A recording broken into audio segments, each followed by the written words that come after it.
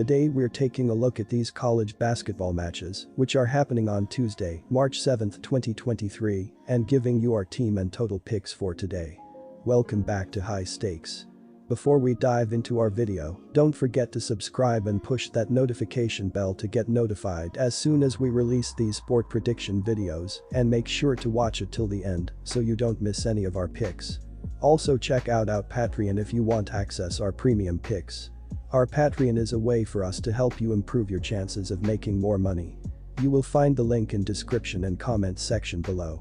One more thing before we start, check out our new channel High Stakes Props and Parlays, where you can find our player props and parlay picks predictions. You will find the link in the description and comments section below. Loyola Chicago vs St. Joseph's. St. Joseph's has not been as formidable without its injured frontcourt duo of Abino and Klacek. Both are still questionable for the A10 tournament. Despite their absences, the Hawks have enough firepower to take care of Loyola. They have beaten the Ramblers by an average of over 21 points per game in the 2 wins. Loyola has struggled to put up points all season and has averaged under 70 points in the 2 games against St. Joe's this season. St. Joe's, meanwhile, has averaged over 80 points in the 2 wins.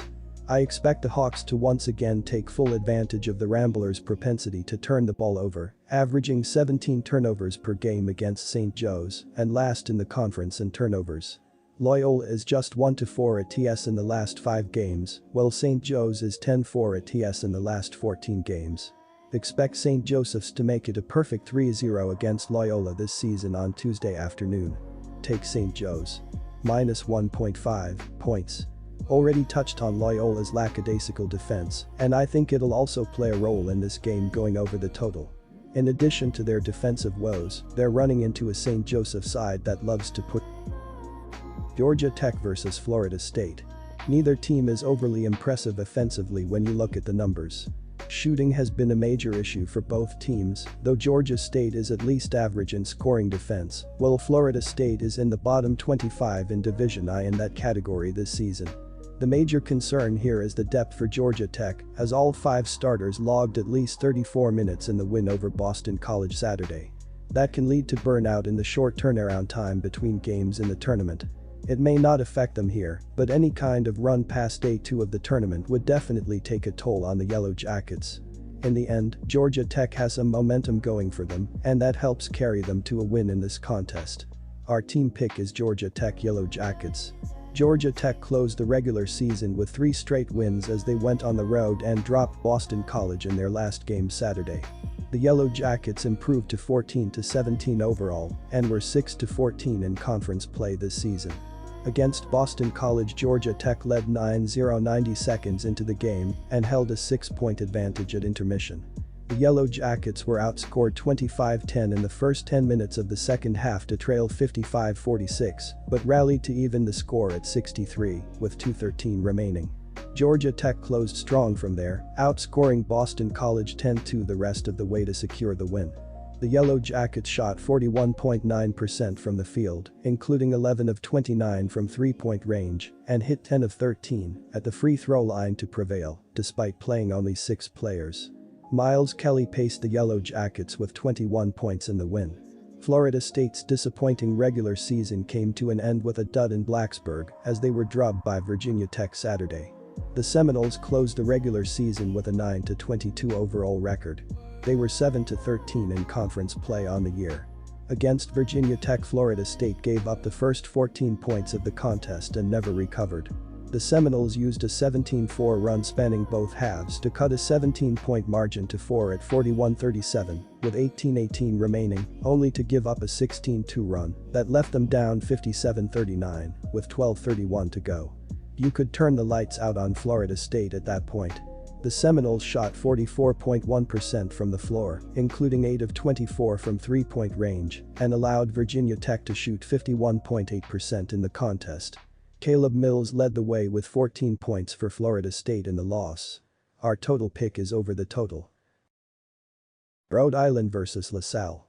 Both Rhode Island and LaSalle have run into a myriad of issues this season, eventually leading to a snowball of defeats. Looking back at the regular season, these two sides split their matchups, each winning a game. LaSalle notched a 77-75 overtime win on January 7th, while Rhode Island bounced back with a 72-70 win on January 28. So what gives in this one? I mean, someone does have to win the game and advance in the tournament. There's one thing that sticks out to me, and it's that the Rams have won 9 of the last 10 meetings between these two, per OddsShark. That's enough to convince me that Rhode Island can get it done here. They've dominated the Explorers in recent history, and that type of thing typically has a lingering impact on the players. Give me the Rams to cover. Similar to Rhode Island, LaSalle did not have a great end to the season, dropping their final 5 games. Most recently, it was a 76-73 loss on their home court to the lowly Loyola Ramblers. The defeat dropped LaSalle to 7-11 in conference play, setting up this opening round showdown with Rhode Island. From a gambling perspective, the Explorers failed to cover the spread as they were laying 3.5 points. As for the total, the 149 combined points came in comfortably over the pre-game threshold of 140.5. Jammer Brickus led the way in the losing effort, scoring 18 points while dishing out a team-leading 7 assists. 3 other teammates recorded double digits in the scoring department, including Josh Nickelberry, 17 points, Khalil Brantley, 12 points, and Deshaun Shepard.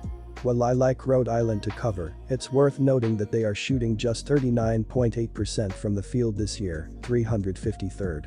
To put that into context, only 11 out of 363 college teams are shooting sub 40% this year, and the Rams are one of them. I think they'll find some hoops against a lowly LaSalle defense, but I'm still looking at the under in this game. On the flip side, Rhode Island has actually been decent defensively. They've limited opponents to a 43.3% field goal percentage, which is 124th in the country. I expect them to have their way with a LaSalle team that's shooting just 42.0% from the field this year, 309th. In terms of tempo, the Explorers are 163rd, 68.0 possessions per 40 minutes, while the Rams are 178, 67.6. I don't expect either program to be in a rush in this game, so let's take the under 139 points.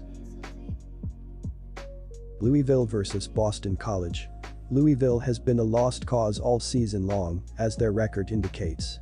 While Boston College is dealing with injury woes, the Eagles were a .500 team on the year and had a chance at a .500 mark in conference play before Georgia Tech got hot from the perimeter in the last 10 minutes Saturday.